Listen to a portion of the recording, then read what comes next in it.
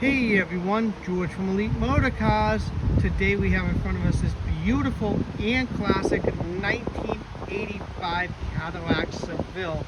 Now if you guys follow me here on YouTube, you guys know I absolutely love and adore 1979 to 1985 Cadillac Eldorados, especially the 84, 85 models. So basically when I started driving, my first car was an 85 Eldorado, and ever since then I've been absolutely hooked on those cars.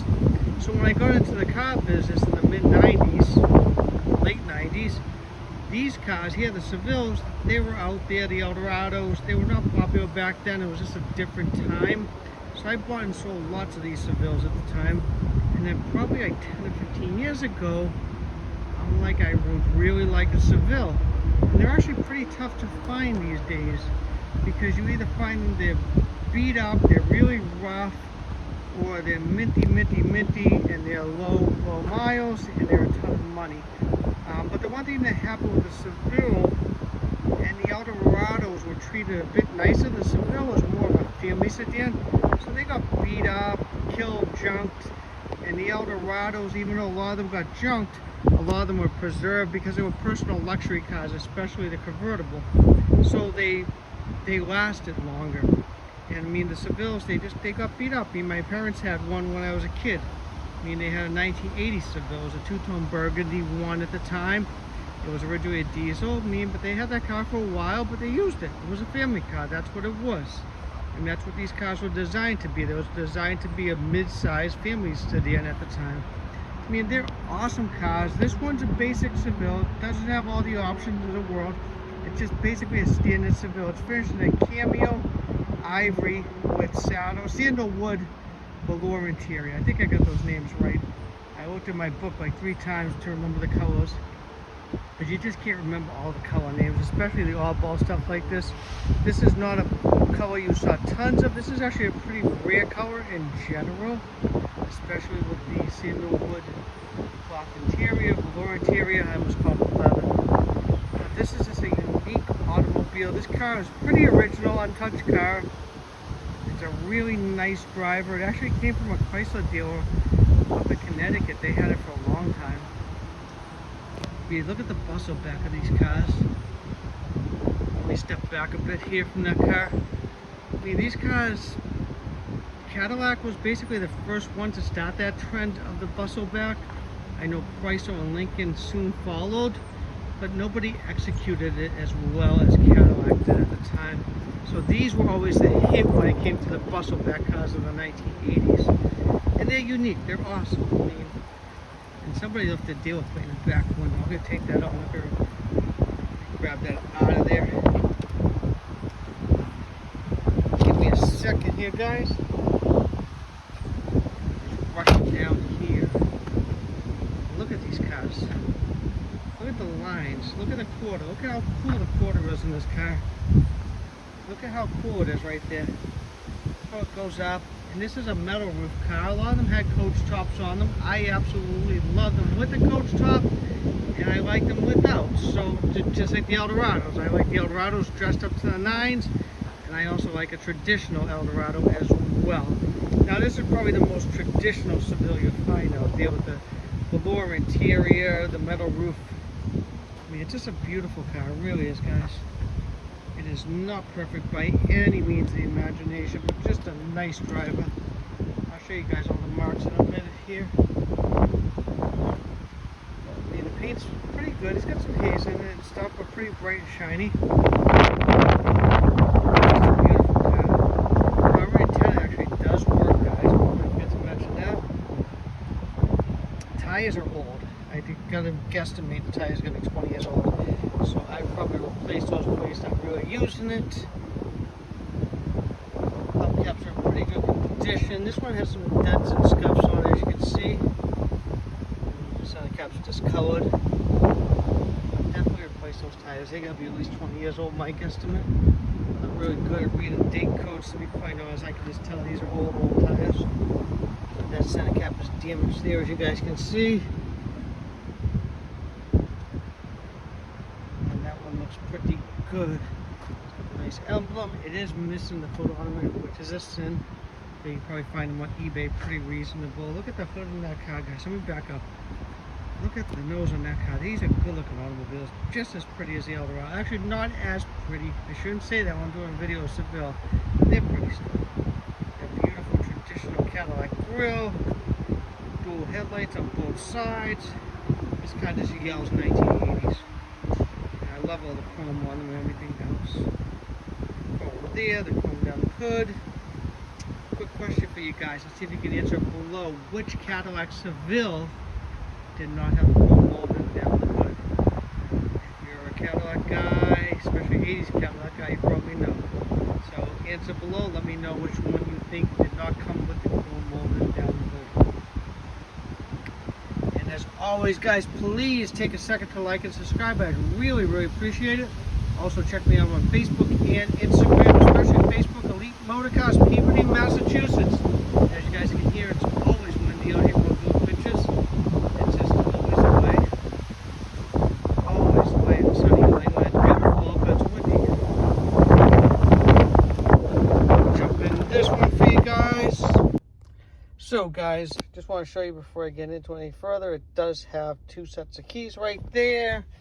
Just traditional Seville. It's got the manual recliner on this side, power seats, power windows, power locks, all the basics. It's got the standard radio with no cassette, so the electronic tuning, which is definitely 1980s. The climate control, just standard fuel data. It is also an analog dash car, no twilight sentinel, regular delay wipers, manual mirrors, and this one has 68,992 miles on it. So let's jump in and take it for a quick little ride here. Tell you guys a little more about it as we're driving around. We're gonna do a quick little, what do you call it? Industrial park area test drive. Let me show you guys the antenna does work. So the antenna works really nicely, as you guys can see. So the antenna works beautiful, which is rare on these cars. This car actually runs really good, guys. It shifts as it should. It's just a good running car. It does need alignment. It's a bit off. I'm not sure what's going on there. It probably just needs a good alignment. And the I got a couple of raindrops, just my luck. And it also has whatchamacallit, the brake pedal's a bit spongy down there, as you guys can see on my awful shoes. So that's about it. I think the emergency brake could probably use a good adjustment, and the rear calipers probably could use a good adjustment to get the brake pedal really perfect on it. So it is a bit spongy. Some people might not mention that. Some will. It just depends on who it is. But for me, I like to mention stuff like that because I buy and sell lots of these cars, and I like to be very honest about it. Also, as you guys can see, the dash pad does have some cracks there, which is pretty common with these 80s Cadillacs. As the plastic gets older, as it's a cold day, it just cracks it. So if you have an 80s Cadillac and you're, what do you call it? If you have a 1980s Cadillac and it's outside in the wintertime, it's getting cold out, you don't want to leave the dash pad in the car. It doesn't take that long to pull it out. And it's always worth pulling it out, putting it in the house, and then put it back in come springtime, so you don't have to worry about it cracking. Now the air conditioner, the compressor is free. I did not even attempt to charge it up, guys. So that I am leaving to the next person to decide what they want to do with that. But I did not even attempt to charge it. I just left it alone for the next person. And that's about all the mechanical stuff I could think of. All in all, the car's a really, really good runner here. Okay, guys, let's open up the hood and check under the trunk there as well. One thing I will tell you guys is I do have the hood pistons on the way because the hood is not staying up on its own. It's a heavy hood, guys, it really is. So there it is, a little rust right there. But all in all, good looking engine compartment. Not perfect, but very presentable. GM remanufactured engine at one point. That looks like it was definitely done. So all in all, very nice. And it is heavy. So I do have the pistons on the way, guys, as I said. So those will be replaced before somebody picks up this beautiful automobile. Open the trunk here. Trunk's the same. Can't believe the wind today. It's crazy around here.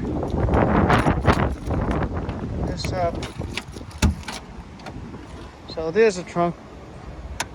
Pretty roomy trunk in these cars, especially with the design.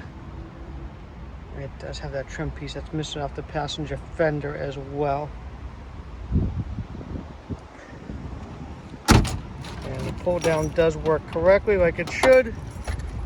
As you guys can see, let me back up and get a good view of this side for you guys as well. So guys, it's got a really nice velour interior in it. The steering wheel is not perfect. It's missing this trim piece there, and it's got some cracks, as you can see. The velour is in very nice condition. Armrest looks beautiful. There's a little wear mark right down there. That's about it. So the interior, the velour is in really nice condition. This door panel is very nice as well. It's not cracked or ripped like most of them. All the trim pieces are very nice as well. Even the factory floor mat is very nice also, as you guys can see, as is the factory carpets. So just a nice, well-preserved original example. Somebody forgot to fold up that seat belt there. We won't mention any names whatsoever. Rear seat looks very nice. Rear door panel is actually really nice. This piece is loose. Probably needs to get fixed there. And I am believing that's the next owner. Sadly, there's not enough time in the day for me to get through every little thing on the cars. So I'll do my best to make them as nice as I possibly can. But there's only so much time in the day. There you go, guys. Very nice. Rear seats in exceptionally nice condition. I don't think it was used much. It does have the original floor mats in the back as well. As with most 1980s Cadillacs, it's definitely going to need a new headliner in the near future or right away. Rear door panel looks very nice on this side. Even the bottom of the doors are very nice on this one. And then this side is very nice as well. You can see how nice that factory floor mat is. Passenger seat is very nice as well. I'm definitely a leather guy, but there's lots of people that absolutely adore these cars with velour interior. But as you can see, it definitely needs a headliner.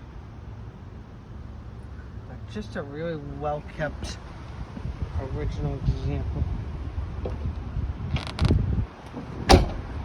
Now, as we talk about the exterior a bit more, guys, the car is pretty original. It had a bit of paintwork over the years.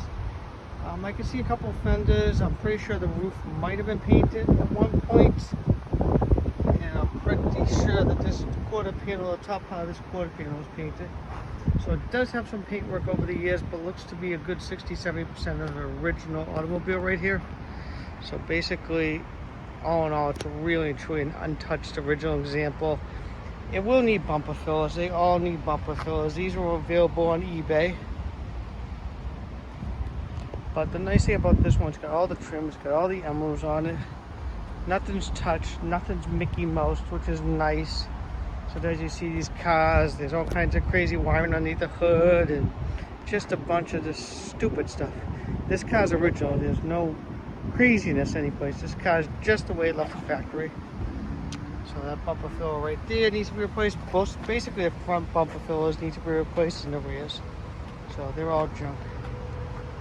But the paint overall is nice, very nice, but it's not perfect by any means. It's got some areas that are a little bit blotchy and hazy. It's got a little paint chip there, a couple of marks there. The chrome is pretty good. It's not perfect, guys, as you can see. Could use a little chrome polish as well. The bumper's actually really nice. My apologies for the crazy wind. Marks there, a couple marks there. This light's a bit hazy. How does this one look on this side? Yeah, this one's a bit hazy too, so that one could probably use a little polish as well. Very straight car. And it's not a rusty example. It might have some surface rust, but definitely not your normal rusted out Seville. These are beautiful, no rust down there. Paint on the roof looks great. Chrome looks pretty good. All the stainless trim looks pretty good. This is a driver. This is not a show car, guys. This is a nice driver. Nice driver. Oh, that chrome is very nice as well. Very nice. Very nice. Couple of chips right there.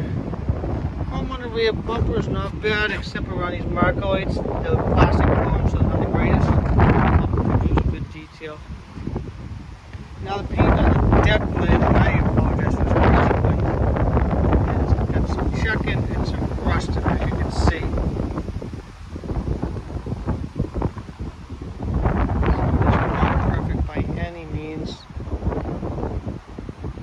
I want to paint this car. I probably, if I want to be picky, I'd probably do bumper fillers and paint the deck lid and leave the rest of the car alone, because the rest of the car is actually really nice. It's not perfect, but really nice. So it's got some checks and marks there, as you guys can see. Some marks there as well. Also there, there, and there, and there as well. So it's got some marks. Not perfect, but I think I've said 100 times that this is a nice driver. Marks right there, a couple of marks there, a little mark there. But overall, it's a really clean 1985 Seville, and it's got low miles too. It's got 68,000 miles. So beautiful automobile, guys. These cars, I think their affordability days are probably coming to an end in the next 5 years. 1979 to 85 Eldorados are climbing. They're climbing slowly, but they're really climbing since 2020. And I think these are going to follow suit in the next 5-10 years, because it's just a car you don't see. As I said, most of these cars were beat up. They were used for families, and they just got abused and used up and ended up in junkyards and everything else. It's sad to say, but this one survived. This is a nice survivor. Does it need some tinkering? Yes, it definitely does, but it's a really nice survivor here. So again, guys, as I recap and wrap up the video on this beautiful car, again, it's a 1985 Cadillac Seville. It's not loaded to the hilt. It's just a nice, traditional, untouched example right here. It's got 68,000 miles. I will be asking $49.95 for this beautiful automobile. My name is George. Welcome. Give me a call. My direct line is 978-590-0014. Again, my apologies for the wind. It's one of those wonderful days in sunny New England. Thank you again for watching my videos.